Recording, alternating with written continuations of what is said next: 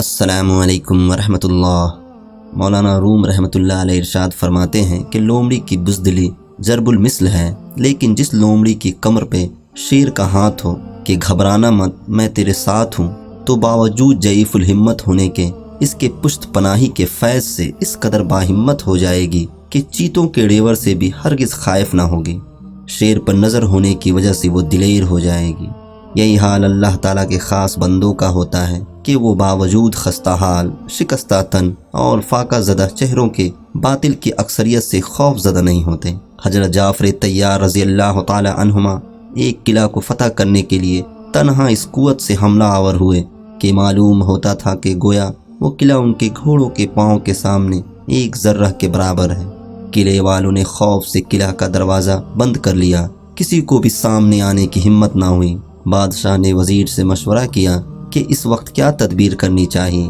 وزیر نے کہا، ہماری سلامتی اسی میں ہے کہ ہم جنگ کے تمام منصوبوں اور ارادوں کو ختم کر کے اس باہمت شخص کے سامنے شمشیر اور کفن لے کر حاضر ہو جائیں اور ہتھیار ڈال دیں۔ بادشاہ نے کہا، آخر وہ تنہا ایک شخص ہی تو ہے، تو پھر ایسی رائے مجھے کیوں دی جا رہی ہے؟ وزیر نے کہا، آپ اس شخص کی تنہائی کو بے قاتی کی نگاہ سے نہ دیکھیں، ذرا آنکھ کھول کر قلعہ کو دیکھیے کہ سیماب کی طرح لرزاں ہے، اور اہل قلعہ کو دیکھیے کہ بھیڑوں کی طرح گردنیں نیچے کیے سہمے ہوئے ہیں۔ یہ شخص اگرچہ تنہا ہے، لیکن اس کے سینے میں جو دل ہے وہ عام انسانوں جیسا نہیں۔ اس کی عالی ہمتی دیکھیے، اتنی بڑی مسلح اکثریت کے سامنے تنہا شمشیر برہنہ لیے کس ثابت قدمی اور فاتحانہ انداز سے اعلان جنگ کر رہا ہے۔ اللہ اکبر! ایسا معلوم ہوتا ہے کہ مشرق و مغرب کی تمام فوجیں اس کے ساتھ ہیں، وہ تنہا بجملہ لاکھوں انسانوں کے برابر ہے۔ کیا آپ نہیں دیکھ رہے ہیں کہ قلعہ سے جو سپاہی بھی اس کے مقابلے کے لیے بھیجا جاتا ہے وہ اس کے گھوڑے کی ٹاپ کے نیچے پڑا نظر آتا ہے؟ جب میں نے ایسی عظیم الشان انفرادیت دیکھ لی ہے تو پھر اے بادشاہ، آپ کو اس اکثریت سے کچھ بھی نہ بن پڑے گا۔ آپ کثرت اعداد کا اعتبار نہ کریں، اصل چیز جمعیت قلب ہے جو اس شخص کے دل میں بے پناہ ہے۔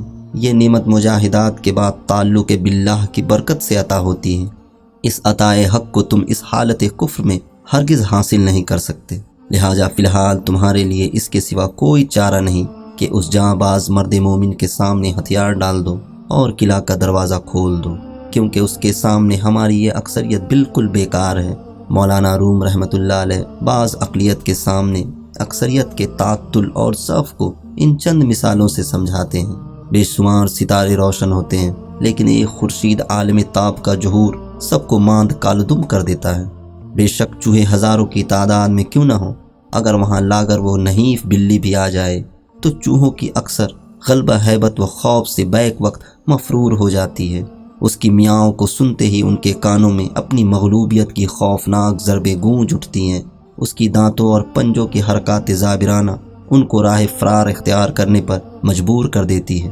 اس کی وجہ یہ ہے کہ چوہوں کے سینوں میں قلوب ہے اور بلی کے سینے میں جو دل ہے اس میں فرق ہے۔ بلی کے دل میں جو جرأت اور ہمت ہے وہ چوہوں کے قلوب میں نہیں۔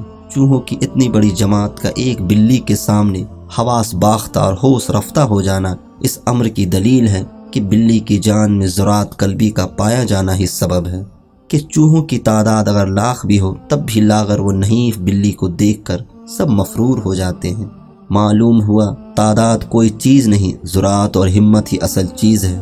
درس حیات: جب نصرت الہی پر کامل یقین ہو جائے تو مومن کے دل سے مخلوق کا خوف ختم ہو جاتا ہے۔ انسان دنیا میں بہت سے برے کام مختلف قسم کے خوف کی وجہ سے کرتا ہے۔ اگر خدا کی مدد پر یقین کامل ہو جائے تو انسان لاتعداد برائیوں سے بچ سکتا ہے۔